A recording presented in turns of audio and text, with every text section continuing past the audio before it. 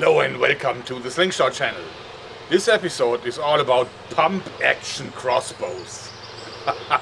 Let me explain. One of my all-time favorite movies is actually from Dusk Till Dawn from 1996. I think George Clooney never had a more cool acting role, and Salma Hayek is simply completely stunning, actually mesmerizing in her famous snake dance. But the coolest scene in the entire movie is when Kate Fuller, the daughter of the preacher man, finds that crossbow, that pump-action crossbow that's loaded with wooden bolts, of course, so she can go choo, choo. Very cool. But is it possible? Well, I looked at the footage, actually frame by frame, and found that the whole thing is actually a complete movie prop. It's based on the Python, or also known as Eagle 3 crossbow.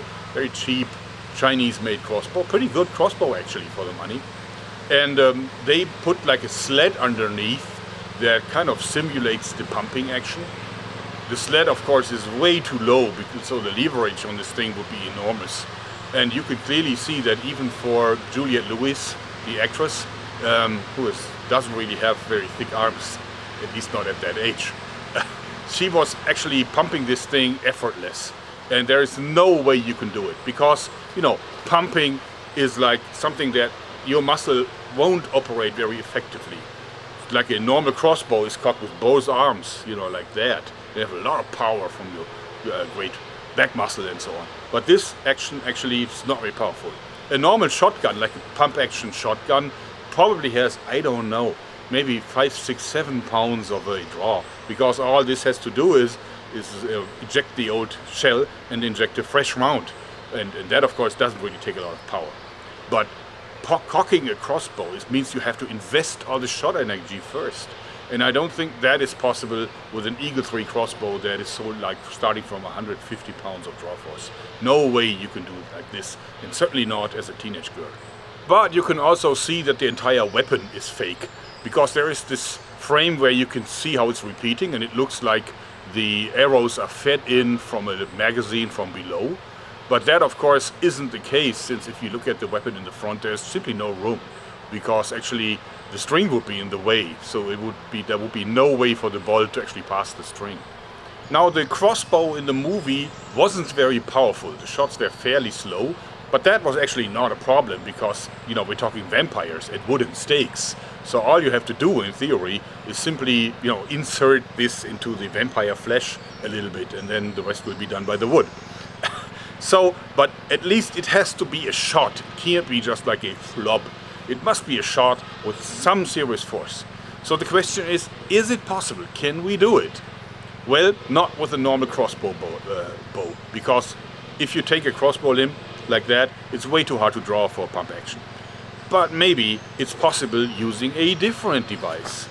A youth bow, like this Barnett Vortex. This is not a sponsored video, so I'm not really advertising the bow. You could use any youth bow, I think. But this one is pretty good. Why is this good? Because, well, it's a compound. This means that it's very effective. So even though you don't invest a lot of draw weight, it's probably 25 pounds or something, I think you can actually draw this with one finger like this, you know. So, and of course you have the compound effect. That means that when you fully draw it out, it kind of locks in place, and you can really hold this with very, very little efforts. So why is this better than an original crossbow limb?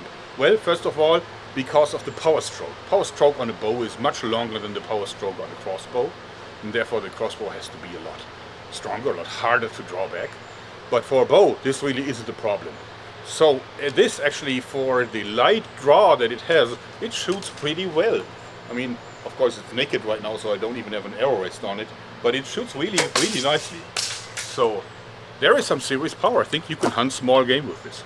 So my idea is to build a crossbow frame, repeating of course as per usual for my channel, with a pump sled underneath, mounting it directly to the arrow rest of the youth bow, so that the youth bow is not destroyed at all. Let me show you what I came up with. So here is my pump action crossbow frame. Of course it still lacks the bow, I have to attach it first, but otherwise it's complete. So you have the racking action. It's actually very easy. See, it's just, you know, gravity does that for you. So there's very little friction.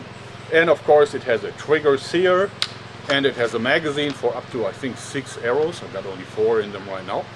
And they are pressed down by means of rubber bands. What else? This is the Slingshot Channel. So that there is a constant pressure on the arrows from above, so that they won't fall out and reliably are fed into the roof. And normally when this is mounted, the string of the crossbow rests underneath the bolts. So only in fully cocked position, the lowest bolt will be put into the slot and can fire. So therefore, all you have to do is chick chick bang, chick chick bang. Let's mount it. And this is it. The pump action from dusk till dawn for a real crossbow.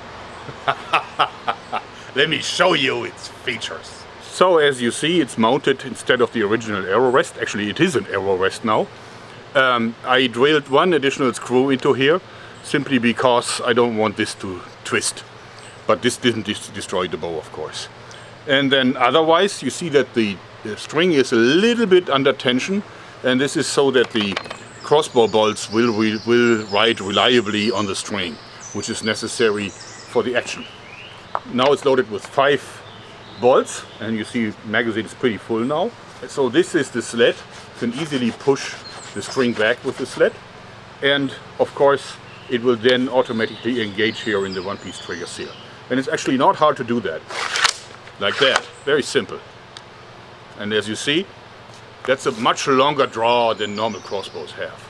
And it fires quite nicely. Dang! And then if you want to do another shot,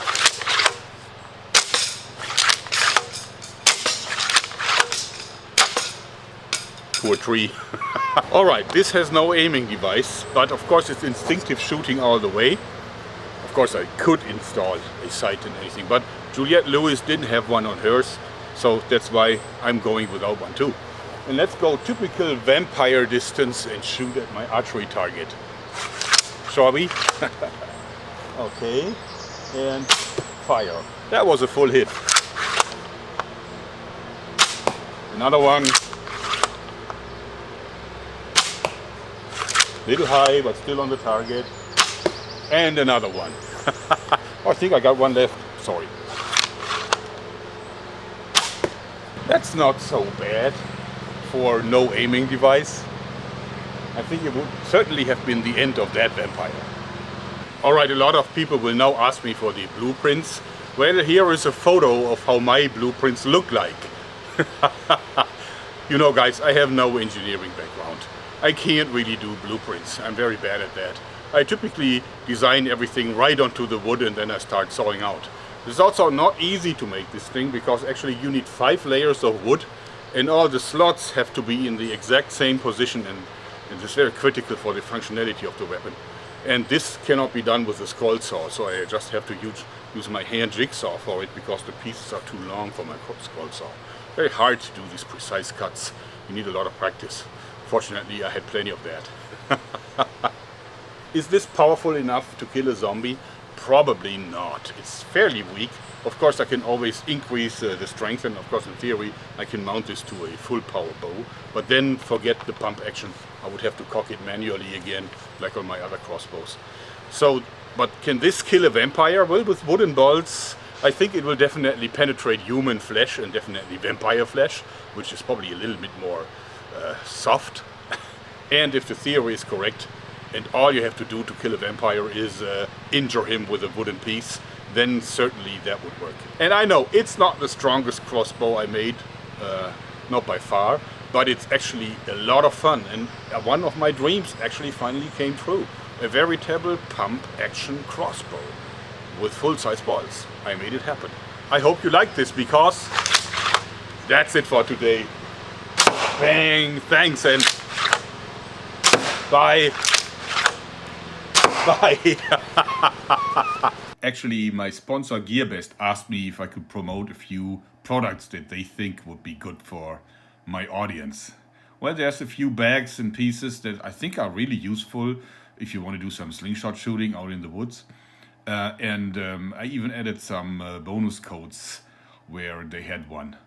So maybe you want to take a look. They didn't pay me for this. It's simply to help them along and because they're such good sponsors.